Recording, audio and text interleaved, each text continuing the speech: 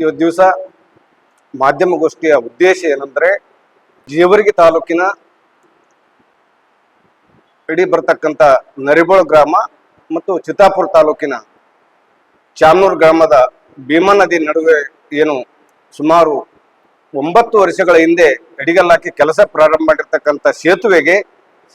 1.5 ವರ್ಷದಲ್ಲೇ ಸುಮಾರು 70% ಕಾಮಗಾರಿಯನ್ನು ಪೂರ್ಣಗೊಳಿಸಿ ಇನ್ನೇನು ಒಂದು 6 ತಿಂಗಳಲ್ಲಿ ಕಾಮಗಾರಿ ಮುಗಿತದೆ, ಸೇತುವೆ ಸಾರ್ವಜನಿಕರಿಗೆ ಓಡಾಡ್ಲಿಕ್ಕೆ ಅನುಕೂಲ ಆಗ್ತದೆ ಅಂತಕ್ಕಂಥ ಸಂದರ್ಭದಲ್ಲೇ ಆ ಒಂದು ಗುತ್ತೇದಾರರು ಏನು KME ಕಂಪನಿಯ MD ಆಗಿರ್ತಕ್ಕಂಥ ಗುತ್ತೇದಾರರು ಸರ್ಕಾರದಿಂದ ಬಂದಿರತಕ್ಕಂಥ ಏನು ಅನುದಾನವನ್ನ ಎತ್ತಿಕೊಂಡು ಕಾಮಗಾರಿಯನ್ನು ಸ್ಥಗಿತಗೊಳಿಸಿ ಸುಮಾರು 7 ವರ್ಷಕ್ಕಿಂತ ಹೆಚ್ಚಾದರೂ ಕೂಡ ಇಲ್ಲಿಯವರೆಗೂ ಕಾಮಗಾರಿ ಪ್ರಾರಂಭ ಮಾಡಿರಲಿಲ್ಲ. ಇದರಲ್ಲಿ ಅಧಿಕಾರಿಗಳ ನಿರ್ಲಕ್ಷ್ಯವು ಕೂಡ ಎದ್ದು ಕಾಣ್ತಿತ್ತು. ಹಾಗಾಗಿ ನಾವು ಕಲಬುರಗಿಗೆ ಆಗಿನ ಮುಖ್ಯಮಂತ್ರಿಗಳಾಗಿರ್ತಕ್ಕಂಥ ಸಿದ್ದರಾಮಯ್ಯನವರು ಸಂಪುಟ ಸಭೆಗೆ ಆಗಮಿಸುವ ಸಂದರ್ಭದಲ್ಲಿ ನರಿಬೋಳ ಗ್ರಾಮಸ್ಥರು, ಚಾಮನೂರು ಗ್ರಾಮಸ್ಥರು ಮತ್ತು ಸುತ್ತಮುತ್ತಲಿನ ಗ್ರಾಮಸ್ಥರೆಲ್ಲರೂ ಕೂಡಿ ನಾವು ಪಾದಯಾತ್ರೆ ಮಾಡುವ ಮುಖಾಂತರ ಮುಖ್ಯಮಂತ್ರಿಗಳ ಮುತ್ತಿಗೆ ಆಗ್ತೀವಿ ಅಂದಾಗ ಜೇವರ್ಗಿಯ ಜನಪ್ರಿಯ ಶಾಸಕರು ಮತ್ತು KKD ಅಧ್ಯಕ್ಷರಾಗಿರ್ತಕ್ಕಂಥ ಸನ್ಮಾನ್ಯ ಶ್ರೀ ಅಜಯ್ ಸಿಂಗ್ ರವರು ನರಿಬೋಳ ಗ್ರಾಮಕ್ಕೆ ಆಗಮಿಸಿ ಸೇತುವೆ ಸ್ಥಳಕ್ಕೆ ತೆರಳಿ ನಮ್ಮನ್ನೆಲ್ಲರನ್ನ ಕರೆಸಿ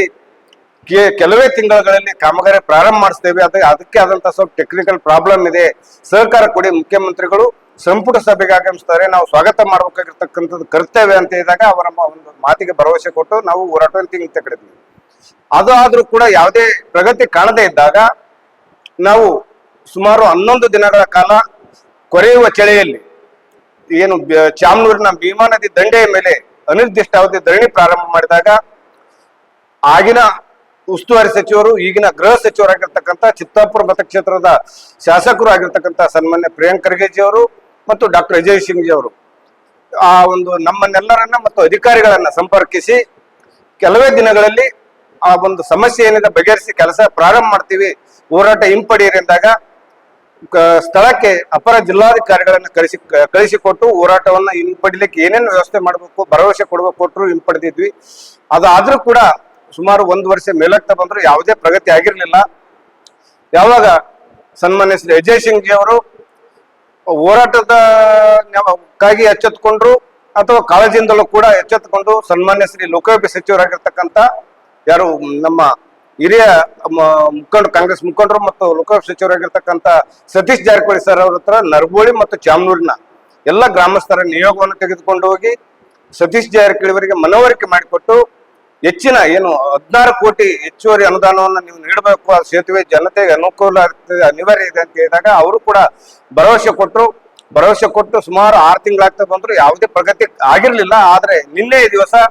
ಡಾಕ್ಟರ್ ಅಜಯ್ ಸಿಂಗ್ ಜಿ ಅವರು ಆ ಒಂದು ಅನುದಾನವನ್ನು ಬಿಡುಗೊಳಿಸುವ ಮುಖಾಂತರ ಇವತ್ತು ದಿವಸ ಏನು ಸೇತುವೆ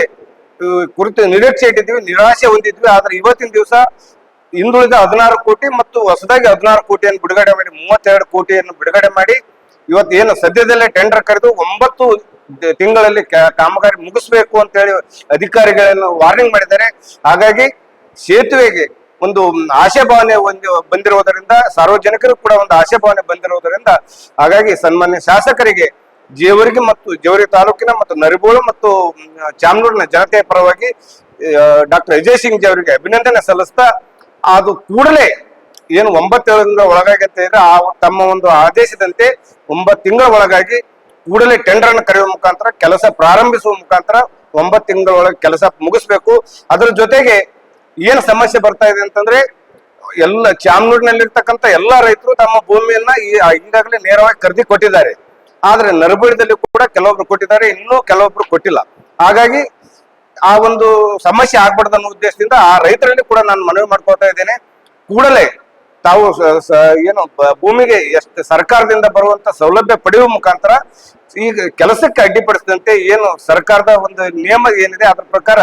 ಒಂದು ನೋಟಿಸ್ ಮಾಡುವ ಮುಖಾಂತರ ಅವರಿಗೆ ಒಂದು